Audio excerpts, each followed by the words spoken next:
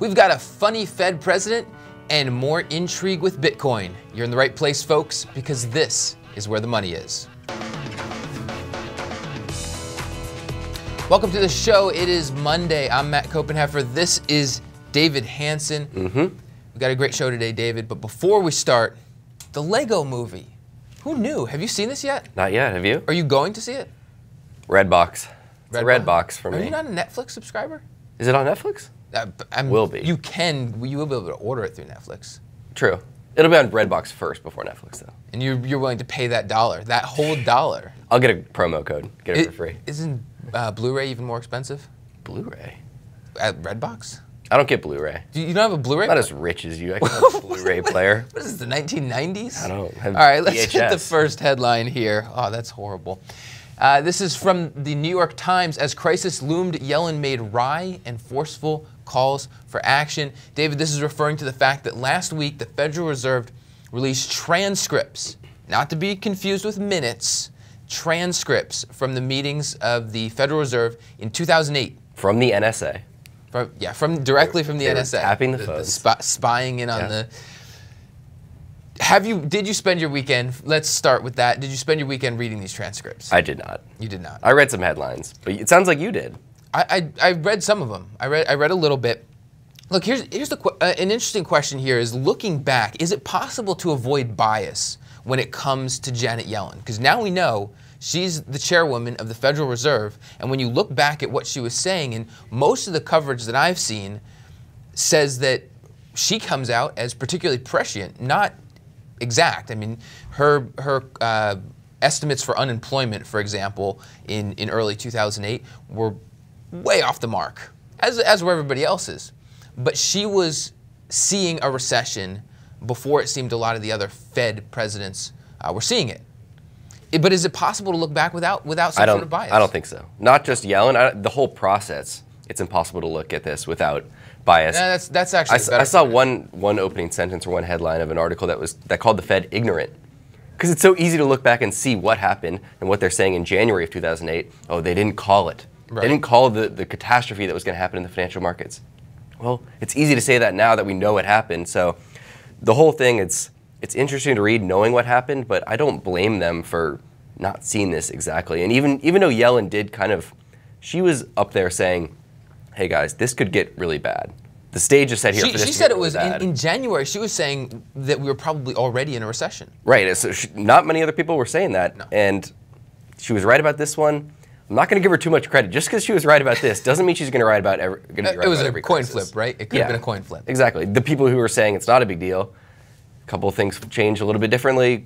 Some companies don't fail. Maybe they're right. I don't think that ignorant bias, now I'm just thinking back to what you said, that ignorant bias, I don't think that's particularly fair, and I don't know how useful that is either, because the other thing we could look back on in terms of bias is that we had this financial meltdown, not dissimilar to the Great Depression in the way the housing market melted down, the stock market melted down, we had all this unemployment, and yet here we are today. The world's still going. It is. The U.S. economy is still ticking along. So we could just as easily look back with the bias of, hey, we got to the other side of this pretty well. The Fed didn't seem to know what was happening at the time, but their policies maybe helped us get through. That's a different kind of bias. It's interesting that not as many people are picking up on that side of it. Yeah, it's interesting. Second headline. Second headline. A little more interesting here with this one. MountGox CEO resigns from Bitcoin Foundation. We've seen the back and forth between MountGox and the Bitcoin Foundation.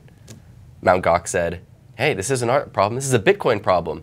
Then the Bitcoin Foundation says, this is a MountGox problem. You guys don't know what you're talking about. He said, she said kind of thing. So now, MountGox CEO leaving the foundation. Now, we talked about our opportunity on Friday. Charter member of the Bitcoin Foundation, too. We talked about the opportunity on Friday, potential opportunity, arbitrage here. Has it been playing out? I know you've been watching it closely. What are we seeing at MountGox? Well, so far at MountGox, when we were talking about this last week, the price of Bitcoin on MountGox was about $100 per Bitcoin. It's up to $200 per Bitcoin now.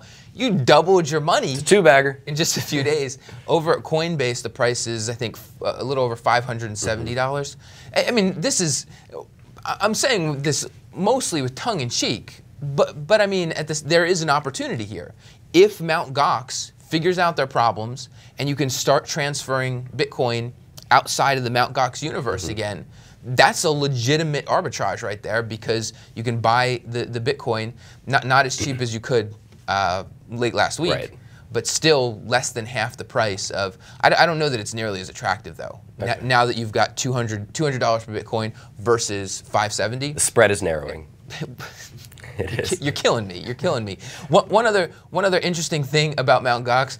I should have done more research on this up front when, way back when we were first really starting to cover Bitcoin in a meaningful way. MountGox, as I think you pointed out prior, stands for Magic the Gathering Online Exchange, originally set up as a trading exchange for the Magic the Gathering trading cards. Not a real mountain. If I had known that, not a real mountain over there. I think that's something you need to know if you're about to hook up your bank account to this exchange. One more thing on Bitcoin. I read an interesting article over the weekend from CoinDesk, and the title was "How Cash Would Be Seen by the Media If Invented Today."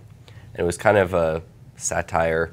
If someone was to come to the market and say, "Hey, we're starting this new program. You carry around paper. There's no way of telling if it's real or fake, and it's only in certain denominations, so you have to get change for it, and there's multiple things." So, looking at it that way, Bitcoin does have some attractive properties. But there's a small issue of the full faith and credit of the United States government, right? Right, but even outside of the U.S., saying each country is going to have their own piece of paper and you can't use it across lines, it does sound a little ridiculous. I thought it was an interesting article. I like the fact that the cash is backed by the government. All right. Regardless of what the government does with it. Third and final headline.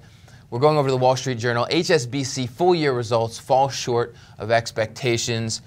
HSBC, like many other banks, it's been sort of a rocky road out of the financial crisis.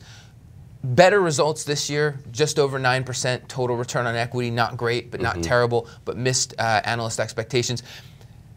We don't talk much about HSBC. We don't talk a whole lot about the UK banks in general. Would you buy HSBC? Under what circumstances? I don't know if I would. And you mentioned it as a UK bank. Yes, that's where it's headquartered. Well, yeah. But this thing is everywhere, and we were talking about this before the show, and you said they're in their mission statement. They say we want to go where the growth is, right? That's in their mission statement.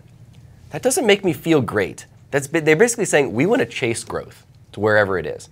Kind of whatever happens, we're going to go there.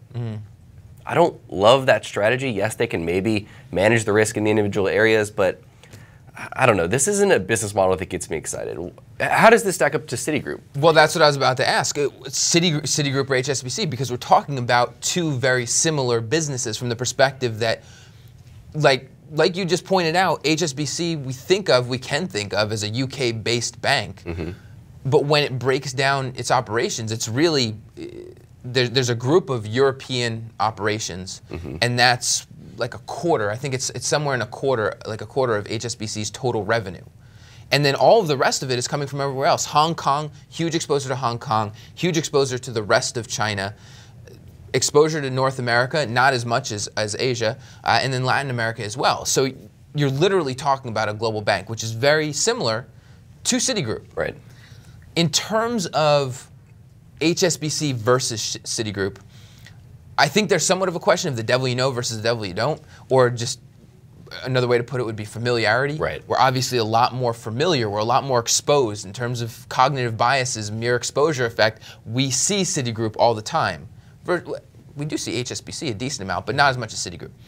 The other thing is that I feel like I understand the strategy at Citigroup better than I do HSBC.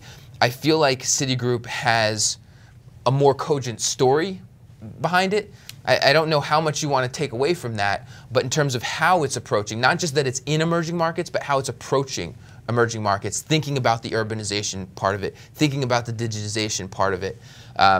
Maybe that's my problem. Maybe I haven't looked at HSBC enough to find that strategy, but the question is, if you have to look so hard, maybe it's not so apparent. Maybe it's just a bank, and there are a lot of banks out there that they're banks. Right. And why are you going to want to invest for the long term in any organization that isn't really differentiating itself? Yeah. It can put itself in the way of the growth, as you said. Say we're going to go be where the growth is, and that maybe sort of differentiates. Sometimes it'll work out, sometimes it won't. But yeah, for me, I'd go with Citigroup over HSBC. All right, let's move on. Focus for the day. We got a little treat this morning. This was over at, I don't want to get this wrong, it was Fortune? Yeah. Fortune, okay, over at Fortune.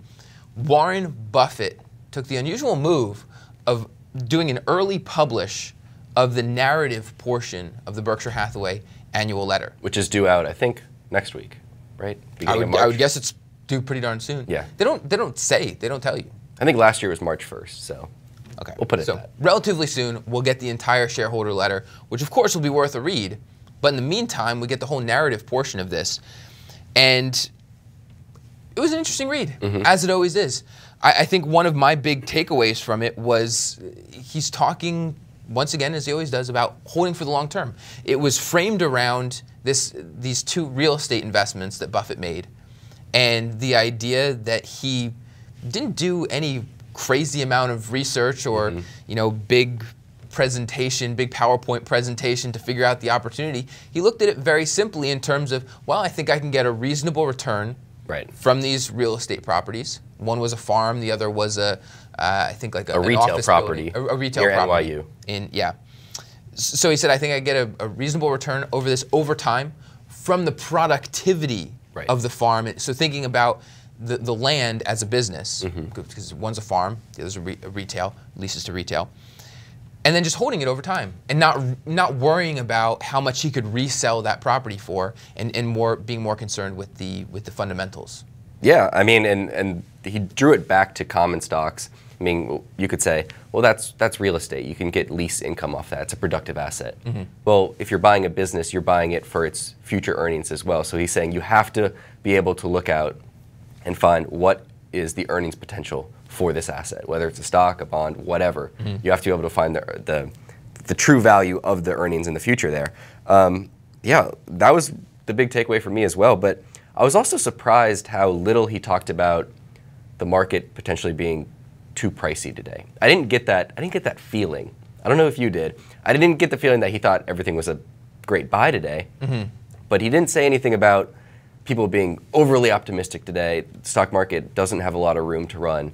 He seemed pretty even-keeled. Maybe if I'm reading too much into it, it seemed like he thought the market was fairly valued as a whole. Well, the market isn't over-optimistic today. I mean, that's the bottom line. The market isn't cheap today, but it's not over-optimistic. And he talked about, he kind of put a new spin on Ben Graham's Mr. Market from the perspective of the farm of these retail properties, that he said he could have a neighbor.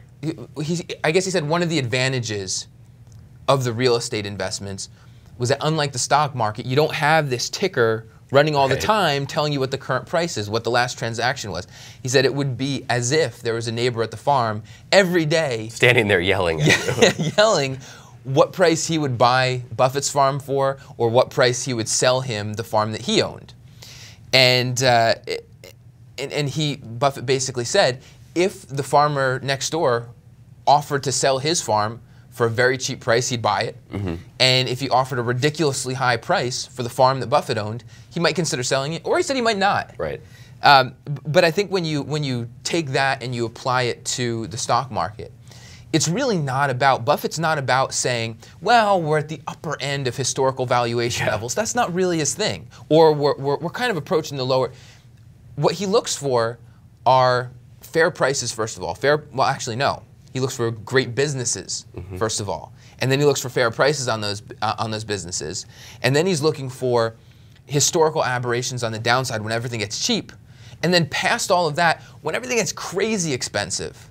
Like looking back at Buffett's letters, I can't remember, I may be wrong, but I can't remember times when he was talking about too much exuberance in the market besides 99, 2000. That's fair. I can't think of another era when he was talking about that, so it's not really his thing. Yeah, that's fair. Another interesting takeaway was he was talking about someone who's not going to put in the time to find good businesses and find attractive opportunities, which he's talked about that before. And he talked about what he's going to do with his money once he's gone and passed on.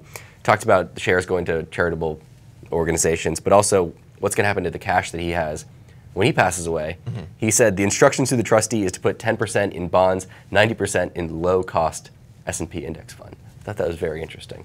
He's not even going to give it to a portfolio manager. What's the Vanguard? It is interesting, except I think it makes sense when you think about the fact that Buffett's thing is that he's putting this to charity, right? This is going to charity. So it's not about aggressively growing this money over time anymore. It's more about preserving the value and getting some growth on it in order to help the charities that he's helping out.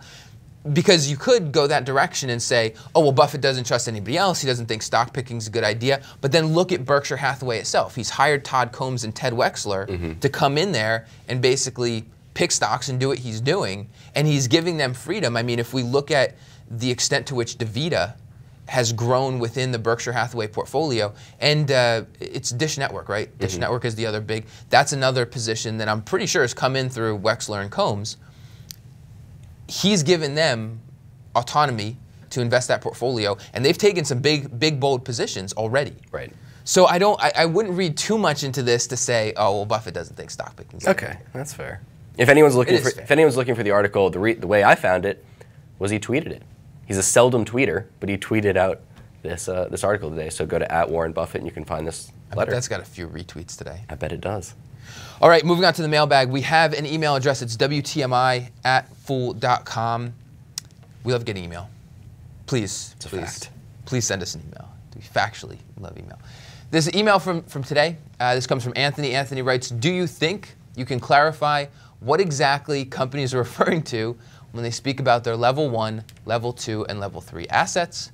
Does this apply to all assets or a certain subset?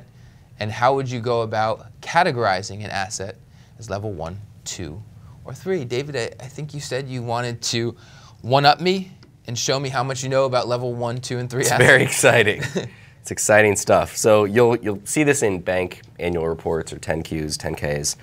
And a level 1 asset is an asset that you can value openly in the market. So think of a share of Coca-Cola. You can easily get a quotable price for that asset and mark it on your books. Okay, the market says it's worth $50. It's worth $50 here. A level 2 asset is something that doesn't have an observable price on a very active exchange, but you can use kind of relative market observations to determine what that value is. And a level 3 asset is something that is not on an active exchange, it's not traded a lot, it's not very liquid.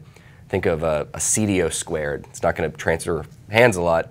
Might be a little bit hard to value there. Getting a lot of retail trading on the CDO. So you're gonna have to have your own valuation to say this is what I think this is worth based on all of these assumptions. So this comes into play at banks because they mark some of their assets to market. So level 1, if they hold any stocks, any U.S. Treasuries, those are level 1 assets. Level 2 assets, which are most of these assets that are marked to market, are level 2. And the reason is a lot of these are agency mortgage-backed securities. Those are classified as level 2 assets. And level 3, like I said, the CDO squared is the complicated stuff, but also mortgage servicing rights. So if you look at Wells Fargo and all the other big 4 banks, you'll see that Wells Fargo has the most level 3 assets. You might say, that makes me feel kind of So you don't have to, it's not just about knowing level 1, level 2, level 3 assets, it's about what it is. What type of level. Right, so just because Wells Fargo has the most level 3 assets doesn't mean they're holding all these crazy CDOs and CLOs. They have a lot of mortgage servicing rights, which are categorized as level 3. So it's not just looking at it, it's finding out what exactly it is and is it risky. Good explanation, I have nothing to add. All right. All right, we have a game for today. It is a little grade it. Did I get it right that time? Making the grade. Making the grade. I say that every time. Every time. We've got 3 scenarios here for each one. I think it's a push. Oh, it is a push. I almost broke this. Sorry, Heather. For every one of these scenarios, we are going to draw a wonderful, wonderful, beautiful picture. First scenario we have here is the narrative of Warren Buffett's letter. David, what do you think? What did you think about the letter in comparison to previous Warren Buffett letters, all of which are really wonderful? I'm going to give it an A-. I was thrilled. Obviously, we just talked about it. Very, very inspiring. But on the other hand, every time I read one of Buffett's letters, I feel a little bit bad about myself because he brings in the part where if you're an unsophisticated investor, you should just buy low-cost index funds. And it makes you wonder, if Buffett's suggesting this, that he's one of maybe a handful of people, in his opinion, that can consistently do this, I don't know, it just makes me feel bad about myself. What about you? It makes you feel bad about yourself. It's an A-. I'm sorry. I've got a, this is my fun drawing here. This is, Buffett often talks, I've got a little guy here, this is the ocean, sun shining on him. Buffett often talks about, well, there goes my paper. You only know who's swimming naked when the tide goes out. Yes. And I like to hear more about the background and the process that Buffett goes through, kind of our own view into the extent to which Buffett is swimming naked himself. So I like to get some more details on that. So these real estate investments I thought were pretty cool. Just learning about that and learning about his process of going into it. And I'll actually go the opposite direction that you did in terms of feeling bad about yourself? Myself and stock advice. I rarely feel bad about myself, David, about investing in stocks. Because as he walks through these real estate investments, he's sort of talking about, well, I looked at the property, I thought about, well, what can this produce? I thought this could reasonably get me a 10% return that'll be really good in some years, less good in other years, and I'm comfortable with a 10% return on the property over time, so I'm going to go ahead and buy it. And so I think the question when it comes to investing in public companies is figure out what kind of return you're looking for. Figure out, and he mentions this in the letter, figure out if you can project out into the future a reasonably how this company is going to produce. And then if you think it's going to return well, buy it. And just sit on it. Yeah.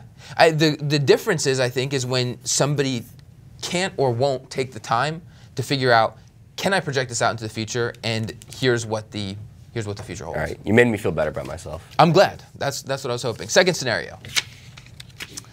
Making the grade is now the MountGox arbitrage opportunity. David, go ahead and grade this arbitrage. You've been excited about this opportunity, but I drew a picture of a guy, and his pants, his pockets are literally on fire, just burning the money inside of them.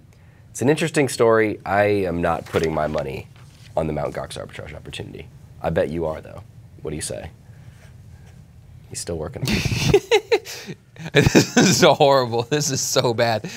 I tried to do a guy winking. Okay. This is supposed to be a guy winking. It looks like he got punched in the eye and his eye's swollen shut. I think it's a fun, interesting thing to talk about, and there's legitimately potential money that it's potentially a legitimate arbitrage opportunity. Like I said, if MountGox clears up its problems and you get the Bitcoin out of there, you can make real money on this. But there are a lot of hurdles to this. We talked about this last week. There's a 10 business day waiting period at MountGox to get verified, which is what you need to do to get your bank account hooked up to it. So there's a long waiting period. You got to send them a lot of information. You got to hook up your bank account, all this kind of stuff. Right. So it's not an opportunity I'm jumping on. That's fair. I'll put it that way. Okay. Final scenario. Got a little nod and wink on the arbitrage. Finally making the grade. Janet Yellen's jokes. We heard a lot in the coverage of the Fed letters about how funny Janet Yellen has been. What do you think about her jokes? All right, I drew a nerd scale here, and it goes from 0 to Yellen jokes, and this is hitting the full range of nerd scale here. This is some pretty bad jokes, I'm going to be honest. I was not amused. What do you got? This isn't so much a picture as a recommendation. Keep your day job. Big fan of Janet Yellen. I found her. I chuckled when I saw some of the jokes. You mentioned this one to me earlier, and I'd read this on Friday. She said at one point something about it was a joke that was going around about balance sheets. Nothing on the left is right, and nothing on the right is left. So it's kind jokes about balance sheets. Jokes about just exciting. In the New York comedy scene, jokes about balance sheets are not. I think she's performing at the Comedy Cellar tonight. Not exactly killing it. So, love the Yellen. The jokes can continue, but I think she should stay as Fed chairwoman as opposed to a comedian. I agree. Finishing off today in the Twitter sphere, David, what is the first tweet? First tweet is from WSJ Moneybeat. Icon wages war against eBay, accusing directors of complete disregard for accountability. Now, Icon put a letter out to eBay shareholders. Of course he did. Saying this is the most blatant disregard he's ever seen. That's a little extreme. Is this the most blatant disregard for accountability you've ever seen? The eBay and PayPal spin-off scenario? At some point, Icon wears out his hyperbole. Mm-hmm. Everything is a war. Everything is the most, and this. I think this is Icon being Icon. There was a Forbes article, I think last week, that kind of detailed PayPal's journey, where are they going, and Elon Musk jumped aboard saying that He thinks this is terrible for these two entities to be together, and we should note that Elon Musk was one of the founders of PayPal. I don't think it's wrong. I think PayPal should be spun off. He agreed. He likened it to Target being merged with Visa. He was like, it doesn't make any sense for a payments company to be with an auction company. Yeah, I don't disagree. But as far as Icon's concerned, it's just Icon being Icon. I don't think it's the most blatant disregard for shareholders. I think that is way in the realm of hyperbole. All right, final tweet. Final tweet, we've got athlete motivation. This is at @LV_sports. No matter how slow you go, you are still lapping everybody on the couch. David, is this a nod to your 5K running times? It is not. I thought I'd give you some motivation on a Monday. That's my motivation? Yeah. No matter how slow I go, I'm still lapping everybody on the couch. Exactly. That is my 5K really, wasn't that really, slow. I know, I'm just messing with I came you. like top 20. I know, I was just messing with you. You're blazing speed out there on the 5K course. All right, that is the show for today. It is. You can find us on Twitter. You can still find us on Twitter. At TMF Financials, you can find us on Facebook, Motley Fool Financial Services. I'm Matt Koppenheffer. This is David Hanson, and we'll see you tomorrow. People on the show may have interests in the stocks they talk about, and the Motley Fool may have formal recommendations for or against. Don't buy or sell stocks based solely on what you hear.